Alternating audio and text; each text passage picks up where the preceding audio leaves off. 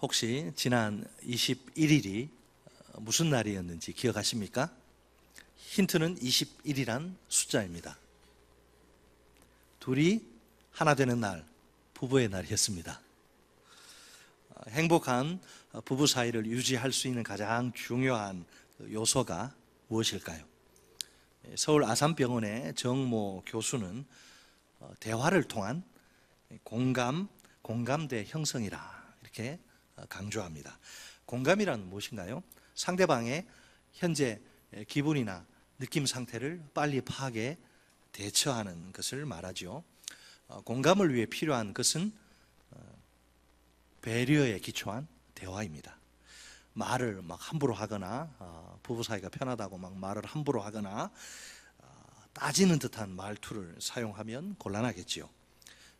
살다 보면 갈등 상황이 생기는데 그 갈등 상황이 생길 때 언제나 상대방을 모욕하지 않는 방법으로 자기 감정을 잘 표현해야 합니다. 오늘은 행복한 가정의 비결, 남편과 아내 그 두 번째 이야기입니다. 이 시간엔 남편들이 귀담아 들어야 할 권면이 나오는데 우리 남편들이요 잘 들으시기를 바랍니다. 사실 그 남편과 아내가 각각 자기 자리를 지키며 책임과 의무를 다하는 게 중요합니다. 이것이야말로 행복한 가정으로 가는 지름길입니다. 본문 25절부터 이제 남편을 향한 권면이 나옵니다. 당시 그리스 로마 사회는 남편에게 아내를 다스리고 통제하는 방법을 가르칩니다. 아내는 남편에게 복종하고 또 남편은 아내를 다스리는 것이 당연합니다. 이런 시대에 바울은 남편에게 자기 아내를 사랑하라 이렇게 권면합니다. 적어도 그리스도인 남편에게 아내는 지배와 또 통제 대상이 아닌 셈이죠. 원래 최초의 인류이면서 부부인 아담과 하와는 에덴 동산에서 기쁘고 즐겁고 행복한 날들을 보냅니다. 그러던 어느 날 범죄와 타락으로 말미암아 부부관계에 빨간 불이 이제 들어옵니다. 부부 사이에 왜곡의 현상이 발생한 것이지요. 그 결과 아내는 남편을 사모하고 남편은 아내를 다스리게 됩니다. 부부의 행복은 산산조각이 나고야 맙니다. 아내인 하와에게 하나님이 내리신 뼈아픈 선언을 보세요. 창세기 3장 16절 말씀입니다. 또 여자에게 이르시되 내가 네게 임신하는 고통을 크게 더하리니 내가 수고하고 자식을 낳을 것이며 너는 남편을 원하고 남편은 너를 다스릴 것이니라 하시고. 아멘. 자, 그러나 바울은 그리스도인 남편들에게 자기 아내를 다스리라고 요구하지 않습니다. 단지 자기 아내를 사랑하라는 명령이 전부입니다. 뭔가 큰 변화가 일어난 게 틀림없습니다. 네. 타락으로 깨어진 그 부부 관계가 그리스도 안에서 회복된 것입니다. 에베소서 5장에는 우리 지난 시간에도 살펴보았는데 아내를 향한 권면과 남편을 향한 권면이 함께 등장합니다. 하지만 분량상 아내의 복종보다는 남편의 사랑을 요청하는 권면이 훨씬 더 많습니다. 또한 매우 강한 요청으로 제시됩니다. 먼저 본문 25절 말씀입니다. 남편들아 아내 사랑하기를 그리스도께서 교회를 사랑하시고 그 교회를 위하여 자신을 주심같이 하라. 아멘. 다음으로 본문 28절 말씀입니다. 이와 같이 남편들도 자기 아내 사랑하기를 자기 자신과 같이 할지니 자기 아내를 사랑하는 자는 자기를 사랑하는 것이라. 아멘. 끝으로 본문 33절 상반절 말씀입니다. 그러나 너희도 각각 자기의 아내 사랑하기를 자신같이 하고. 아멘. 자, 이 본문들에서 공통적으로 사용된 사랑하다는 동사를 주목할 필요가 있습니다. 남편과 아내 의무를 규정하는 그 당시 그리스 로마 가정 규례에는 나타나지 않습니다. 그 당시는 가부장적 문화가 팽배한 그런 지배하는 사회입니다. 그러다 보니 남편들에게 자기 아내를 사랑하라 이렇게 요구하는 일은 매우 드물고 희귀합니다. 희귀해요.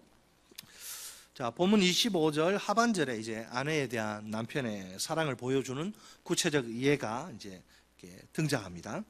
그것은 교회를 위해 자기 목숨을 버리신 그리스도의 고귀한 자기 희생적 사랑입니다. 이 얼마나 놀라운 진술이란 말입니까? 그리스도인 남편들이 그리스도께서 교회를 사랑하셔서 자기 목숨을 버리신 것처럼 자기 아내를 사랑해야 한다니요. 이렇게 그리스도의 자기 희생적 사랑은 남편들이 따라야 할 가장 높고 고귀한 사랑의 모범이자 기준입니다. 또 아무 보상이나 대가를 바라지 않고 자기를 내어주는 이타적인 사랑입니다. 그러면 그리스도께서 교회를 위해 자기 목숨을 내어주신 목적은 무엇일까요? 뭐 때문에 자기 목숨을 버리신 걸까요?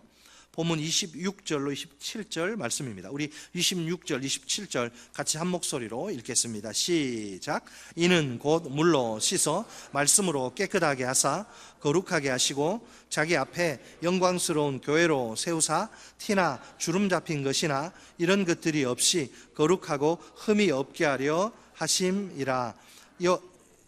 이상 두 구절 우리 보겠습니다. 자, 세 가지를 말씀하는데 그 목적 세 가지를 이야기하는데, 첫째, 교회를 물로 씻어 정결하게 하시고 거룩하게 하시기 위해서입니다. 둘째, 교회를 티나 주름이 없이 영광스러운 신부로 자기 앞에 세우시기 위해서입니다. 셋째, 교회를 거룩하고 흠이 없게 하시기 위해서입니다. 이것을 위해서 자기 피를 뿌려 죽으신 거죠. 먼저 교회를 물로 씻어 깨끗하게 하고 거룩하게 한다는 것이 무슨 말일까요? 모든 추악한 죄와 불의에서 교회를 정결하게 하여 하나님의 새 언약 백성이 되게 한다는 뜻입니다. 우리는 예수 그리스도의 말씀으로 깨끗하게 되고 거룩하게 됩니다. 또한 우리는 그리스도의 피로 거룩하게 됩니다. 여기서 말씀은 선포된 하나님의 말씀, 곧 복음의 진리를 가리킵니다. 그리스도가 이제 죄인들을 정결하고 거룩하게 하시는 방법이 무엇입니까? 자기 종들을, 자기가 보내시고 세우신 종들을 통해 복음의 진리가 선포되도록 만드시는 것입니다. 우선 복음의 진리가 주의 종들을 통해 죄인들에게 전파됩니다. 그때 복음의 진리를 듣는 죄인들이, 물론 성령이 역사하시죠, 마음으로 믿고 입으로 예수를 주로 시인합니다. 그리스도는 복음의 진리를 듣고 믿는 그들을 십자가의 그 보혈로 정결하고 거룩하게 하십니다. 무엇보다 그리스도의 종들이 복음의 진리를 올바르게 선포하는 것이 가장 중요합니다. 자, 다음으로 그리스도는 교회를 영광스러운 신부로 자기 앞에 세우십니다. 이것은 하나님과 이스라엘의 관계를 묘사한 에스겔 16장을 연상시키는 표현입니다. 하나님은 버려져서 내팽개쳐진 어린아이, 아무도 거들떠보지 않는 그 불쌍한 여자아이를 거두셔서 깨끗하게 씻기시고 아름답게 꾸미십니다. 그 목적은 그 아이를 왕의 부인으로, 왕후로 세우시기 위해서입니다. 바로 이스라엘이 하나님의 신부로 세워지는 것입니다. 그러나 에베소서 본문에서는 교회가 그리스도의 신부로 그 모습을 드러냅니다. 하나님이 버려진 그 불쌍한 이스라엘을 씻겨 영화롭고 화려한 왕후로 세우시지 않습니까? 그리스도도 부족한 교회를 씻겨 정결하고 영광스러운 신부로 자기 앞에 세우십니다. 이스라엘이나 교회나 솔직히 하나님의 만왕의 왕이신 하나님의 거룩한 신부가 되기엔 합당치 않은 자들입니다. 얼마나 더럽고 얼마나 연약하고 얼마나 부족하고 얼마나 흠과 상처가 많은데요. 아무런 자격이나 가치가 없는 자들입니다. 그러니 그들에게 신부라고 하는 이 과분한 신부는 하나님의 특별한 은혜와 사랑이 부어진 결과입니다. 잘난 거 아무것도 없고 내세울 거 아무것도 없는데 하나님의 신부라니요, 이게 웬 말입니까? 하나님이 얼마나 놀라운 은혜와 사랑이 부어진 것입니까? 특히 바울은 그리스도의 신부인 교회가 얼마나 영광스러운가 그것을 잘 묘사합니다. 그리스도께서 이제 정결하고 거룩하게 하신 교회가 아닙니까? 교회는 장차 영광스러운 교회 또는 찬란한 교회로 그리스도 앞에 우뚝 서게 될 것입니다. 하나님이 자기 신부 이스라엘을 화려한 옷과 장신구로 치장하셔서 모든 나라 앞에, 열방 앞에 영광스러운 왕으로 세우시지 않습니까? 그처럼 그리스도께서 교회를 정결하게 하시고 자기 영광을 입히심으로 온 세상뿐 아니라 우주 만물 앞에 찬란하게 빛나는 자신의 신부로 세우실 것입니다. 비록 지금은 교회가 티나 주름 잡힌 것이 많아 그리스도의 신부라 불리기엔 한참 부족하고 연약한 상태입니다. 그러나 그날이 오면, 주님 오시면 교회는 얼룩이나 주름이 전혀 없이 완전하게 될 것입니다. 그리스도께서 교회를 다루시고 교회에 가하시는 이런 손길은 완벽 그 자체입니다. 그래서 교회 단 하나의 얼룩이나 주름도 남기지 않으실 것입니다. 그 결과 교회는 눈부시도록 아름다운 자태를 만천하에 뽐내게 될 것입니다. 이제 본문 27절 하반절에서 바울은 교회의 거룩함을 다시 강조합니다. 그리스도께서 교회를 위해 자기를 내어주신 목적이 무엇입니까? 교회를 거룩하고 흠이 없게 하시기 위해서입니다. 교회인 우리 성도들을 자기 앞에 거룩하고 흠이 없게 하시려는 하나님의 마스터 플랜, 청사진 그 계획을 보세요. 어떻게 시작됩니까? 그 계획은 그리스도의 구속과 성령의 인치심을 통해 실현되기 시작합니다. 그러면 그 하나님의 계획은 언제 완성될까요? 그리스도께서 유대인들과 이방인들을 하나 되게 해 창조하신 새로운 인류가 아닙니까? 그 새로운 인류, 즉 교회를 말씀과 성령을 통해 계속 거룩하고 흠이 없게 하여 자기 앞에 영광스러운 신부로 세우실 때 마침내 완성될 것입니다. 그러므로 그리스도께서 우리를 거룩하고 흠이 없는 영광스러운 신부로 자기 앞에 세우시는 것은 하나님의 구원 역사의 클라이막스, 곧 절정입니다. 이처럼 그리스도께서 교회를 신부로 세우시는 것은 종말론적 개념입니다. 우리가 어린 양의 신부로 이제 주님 오시면 어린 양의 혼인 잔치에 들어가서 함께 춤추며 기뻐하며 주를 예배하고 영광 돌리게 될 것입니다. 여러분, 이 일은 언제요? 이 일은 그리스도께서 성도들의 구원의 완성을 위해 다시 오실 때 틀림없이 일어날 것입니다. 하지만 거룩하게 하시는 것, 우리를 거룩하게 하시는 것, 성화는 내주하시는 성령의 역사로 지금도 끊임없이 우리 안에서 일어납니다. 그러니까 성화는 현재적 과정입니다. 예수를 믿어 성령이 내 속에 들어왔는데 내가 거룩해지지 않는다? 있을 수 없는 거죠. 성령이 계시면 성령이 우리를 어떻게 해요? 거룩하게, 조금씩 예수 더 닮아가게, 하나님 더 사랑하는 존재로 만들어가는 거예요. 분명히 이 땅의 교회는, 저는 이게 병원이라 그랬어요. 환자들이 모인 병원. 분명히 이 땅의 교회는 죄 많은 인간들이 모인 공동체입니다. 교회는 완벽하지 않아요. 완전하지 않아요.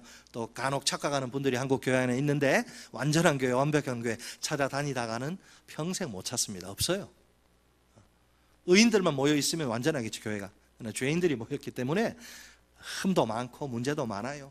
이 교회 이 문제에 있어서 에이, 다른 교회 갔는데 그 교회 가니까 또 저 문제가 있네. 에이, 다른 교회 가니까 또 그 문제가 있네.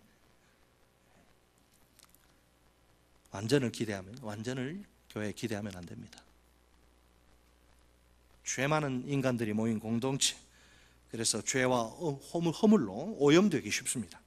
그러다 보니 때로는 세상의 비난과 조롱과 멸시를 받기까지 합니다. 사실 그리스도는 교회의 이런 모든 약점들과 문제들을 다 아십니다. 그럼에도 불구하고 너 안 되겠다, 교회와 이혼하지 않으세요. 그 대신 교회를 여전히 존귀한 자기 신부로 대하십니다. 계속해서 우리를 말씀과 성령을 통해 정결하고 거룩하게 하십니다. 마침내 티나 주름이 없이 찬란히 빛나는 영광스러운 완벽한 신부로 자기 앞에 세우실 겁니다.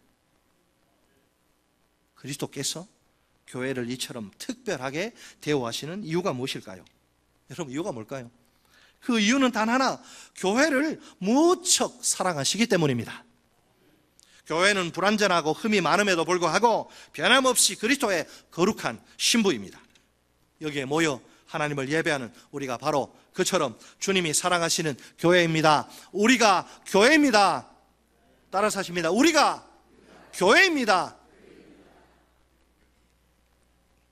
어느 날 젊은 크리스천 미혼 남녀가 서로 만나 교제하다가 사랑에 빠집니다. 너 아니면 내가 안 되겠다. 그래서 이제 결혼식을 올리고 정식으로 부부가 됩니다. 보통 연애 시절에는 상대방의 단점이나 허물이 거의 눈에 들어오지 않습니다. 왜? 사랑에 눈이 멀면 누구나 다 그러니까 정상이에요. 만약에 처음부터 알았다 그러면 결혼하기 힘들어요.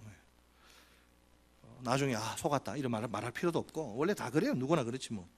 그러나 이제 부부가 되어 함께 살다 보면 이야기가 달라집니다. 그동안 눈치채지 못한 연약하고 막 부족한 부분이 점점 눈에 띄기 시작합니다. 처음엔 그래도 사랑이 아직 불이 남아 있으니까 처음에 눈에 살짝 거슬리는 정도였는데 이게 점점 견디기 힘들어집니다. 우와, 여러분 이게 몇 마디 말한다고 이게 고쳐질 문제입니까? 평생 이 남자 이 여자 만나기 전에 살아왔는데 이게 고쳐지지 않아요.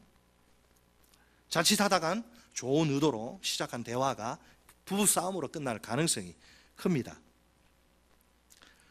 분명 배우자를 너밖에 안 된다, 너밖에 나는 다른 남자 다른 여자 없다, 배우자를 사랑해서 결혼했는데 살다 보니까 갈수록 사랑이 막 포인트가 두두두두 막 떨어지네. 사랑이 식어가는 거예요.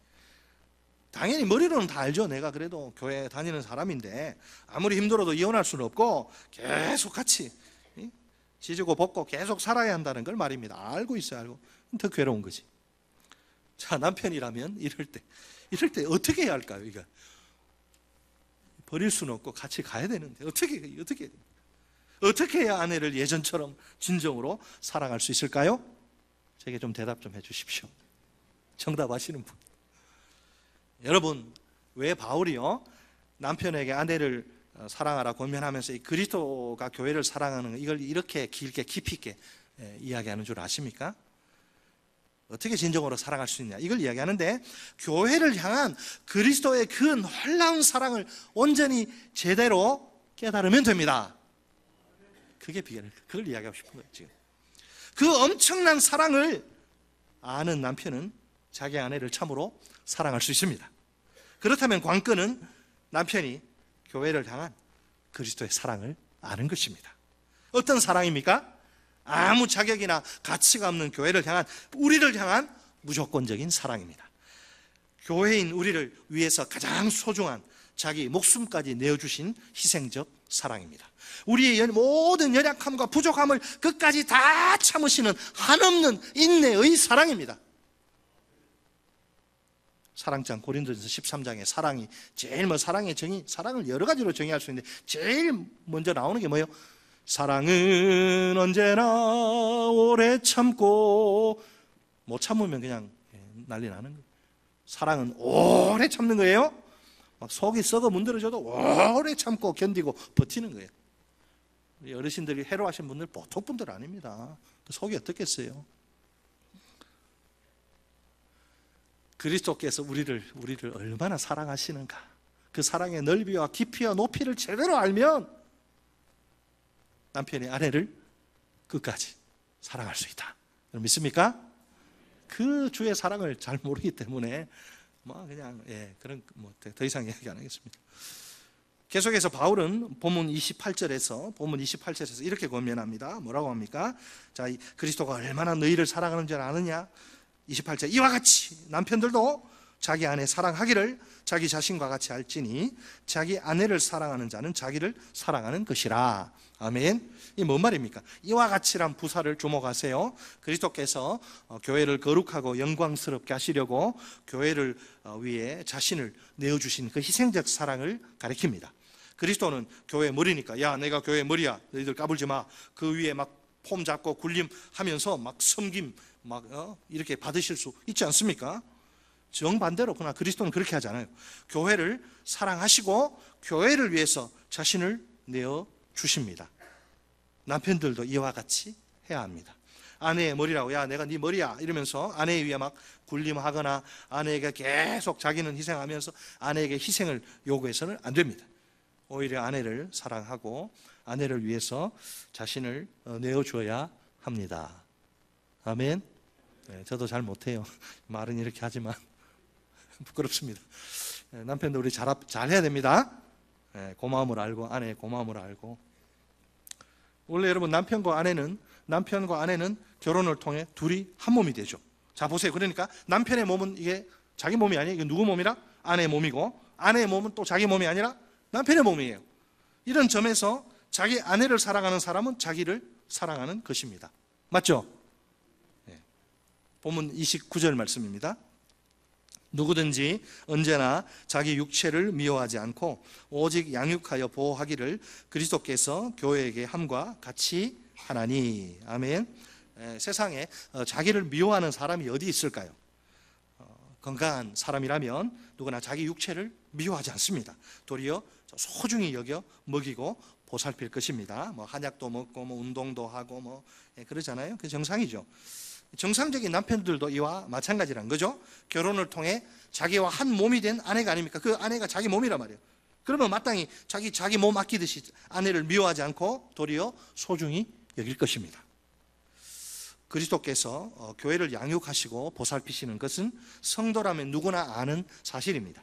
우리는 그리스도의 몸에 속한 지체들, 붙어있는 어떤 사람 눈, 귀, 코, 팔, 손가락 다 우리 그리스도의 몸에 붙어있는 지체들. 그래서 그리스도가 이 교회를 양육하시고 보살피시는 것을 직접 체험하는 중입니다. 실제로 그리스도는 이 일을 위해서 교회의 사역자들, 주의 종들을 세우십니다. 그들을 통해서 성도들을 제자들로 만드시려고 가르치시며 훈련을 시키십니다. 성도들이 예수님을 아는 것과 믿는 일에 하나 되어 온전한 사람 되게 하시려고 말입니다. 그러니까 양육과 훈련을 이게 쉬운 건 아니지만 부담스럽지만 이걸 회피하고 그러면 안 돼요. 자, 아는 것과 믿는 게 하나 되어 온전한 사람 되게 해서, 자, 결국 그건 다른 말로 하면 교회의 머리신 그리스도에게까지 성장하게 자라게 하십니다. 여러분, 예수님의 목표는 높아요. 우리가 예수처럼 되고 예수처럼 사는 거예요. 머리신 그리스도까지 자라게 하는 거, 그게 주님의 목표입니다. 또 우리 주님 어떻게 하세요? 성도 개개인에게 각양 은사를 이렇게 주셔서 사랑 안에서 서로 섬기고 돕도록 하십니다. 함께 협력하게 하시는 거죠. 왜? 그래야만 그리스도의 몸 교회가 세워지기 때문에. 독불장군 없어요. 교회는 모두가 은사에 따라, 받은 은사에 따라 자기 일 열심히 하고 서로 돕고 섬기며 사랑하는 가운데 교회가 든든하게 세워지는 것이죠. 그러니까 이 교회는 이 구경꾼이 또 방관자가 많으면 좋지 않고 전부 일꾼이 되어야 합니다. 꿀벌의 세계 여왕벌 하나 있고 그죠? 우리 주인은 우리 주님이신데 나머지는 다 일 열심히 주를 위해서 일하는 거죠. 자, 솔직히 말해서 남편이 아내의 머리라는 이 개념은 자칫 권위의식을 부추길 가능성이 큽니다. 아내를 내가 너 머리야 이러면서 아내를 함부로 대해도 좋다 이런 그릇된 생각을 갖게 할 수도 있습니다. 하지만 남편이 머리란 개념은 남편들에게 무슨 특권이나 우월감을 보장하지 않습니다. 오히려 자기 아내를 위해 자신을 내어주는 자기 희생적 사랑과 섬김을 요청합니다. 마치 머리이신 그리스도께서 이제 교회를 위해 자신을 내어주신 것처럼 말입니다. 남편의 머리됨이란 아내를 소유하고 지배하는 그런 지도력을 뜻하지 않습니다. 아내를 돌아보고 섬기며 사랑하는 그런 지도력을 의미합니다.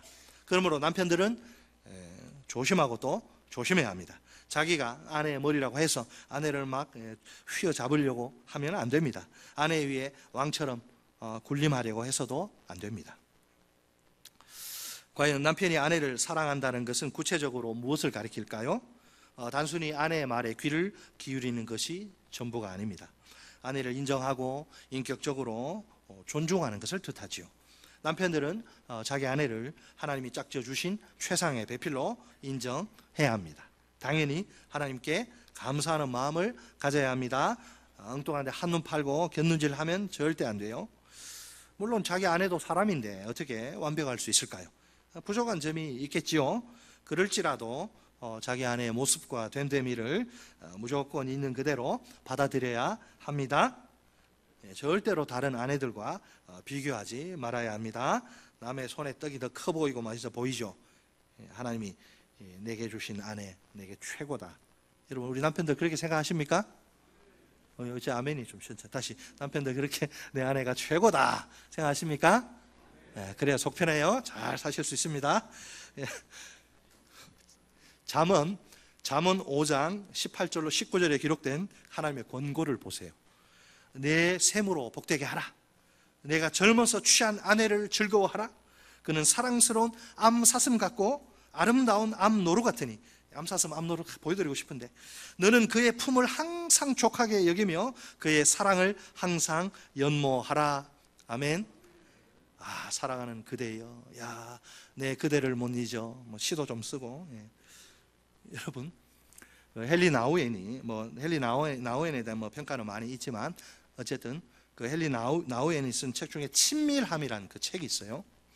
그 책에 남편과 아내를 위한 실제적인 행동 지침이 나오는데 도움이 됩니다. 남편과 아내 사이에 적용할 수 있는 그 사랑의 3가지 특성이에요. 첫째 특성은 진실입니다. 진실은 사람 위에 사람 없다, 이 기본적인 조건을 내가 그대로 수용하는, 사람 위에 사람 없다, 차별하지 않고 똑같다는 거죠. 그러니까 남편이 아내의 머리란 사실은 주님 다시 오실 때까지 이건 언제나 변함이 없어요. 그건 틀림없습니다. 그렇다가 해도 남편은 하나님 앞에서 자신과 아내가 인격이 동등하다, 동등하다는 것을 우열이 없다는 거죠. 그것을 인정해야 합니다. 그것이 진실. 그래야 아내에 대한 남편의 사랑이 진정한 사랑이라고 말할 수 있습니다. 둘째 특성은 뭐냐? 부드러움. 여러분, 사랑은 거칠고 사나운 게 아니에요. 부드러움.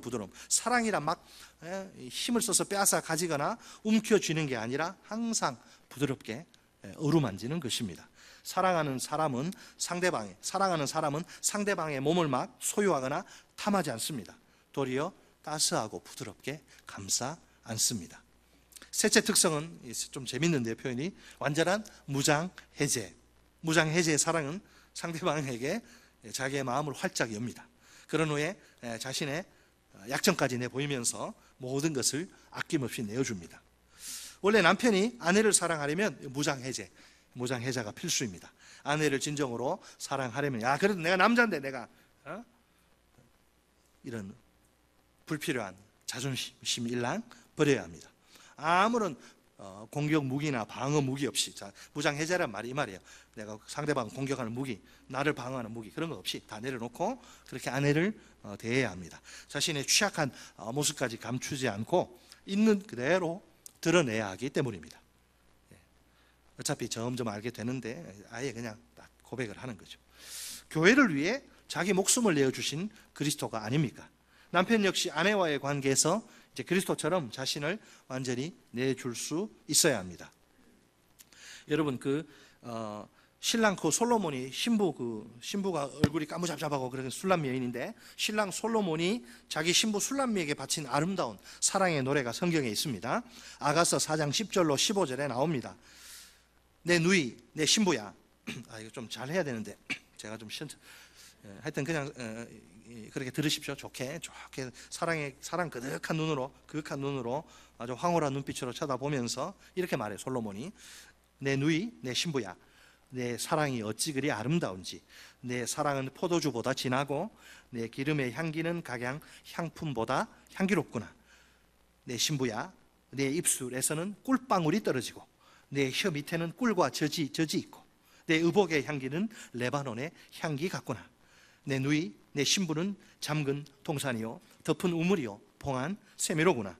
내게서 나는 것은 석류나무와 각종 아름다운 과수와 고벨화와 나도풀과 나도와 번홍화와 창포와 개수와 각종 유향목과 모략과 침향과 모든 귀한 향품이요 너는 동산의 샘이요 생수의 우물이요 레바논에서부터 흐르는 시내로구나. 아멘. 이게 성경이니까 아멘. 내가 술람미 여인이라면 진짜, 여러분, 술람미 여인이라면 어떻겠습니까? 자기 신랑이 부른 이 사랑의 노래를 들은 신부가 얼마나 행복할까요? 속된 말로 그냥 정신 얼마나 좋겠어요. 우리 남편이 아내인 내게 솔로몬처럼 사랑의 세레나데를 불러준다면 얼마나 좋을까요? 내게 사랑의 꽃말이 사랑의 튤립, 내게 빨간 튤립 한 다발까지 팍 안겨준다면 더할 나위 없이 황홀하겠지요? 아마 저녁 반찬이 확 달라지지 않을까요? 자, 오늘 바울은 남편과 아내의 관계를 그리스도와 교회의 관계에다 비유합니다. 그가 남편들에게 제시하는 사랑의 모델을 보세요. 교회를 사랑하시고 그 교회를 위해 자신을 주신 그리스도이십니다. 이 사랑의 특징은 자기 희생입니다. 남편들도 자기 아내를 그리스도처럼 사랑해야 합니다. 자기 아내를 사랑하고 아내를 위해 자신을 내어 주어야 합니다. 오늘 이 시간 한 아내의 남편 된 남성으로서 나는 어떻습니까? 아내를 자기 희생적 사랑으로, 이타적인 사랑으로 사랑하고 있습니까? 아내를 남편인 자기와 동등한 존재로 인정하고 인격적으로 존중하는 중입니까? 아내를 진실과 부드러움으로 대하고 무장해제의 솔직한 그런 사랑으로 사랑하고 있습니까?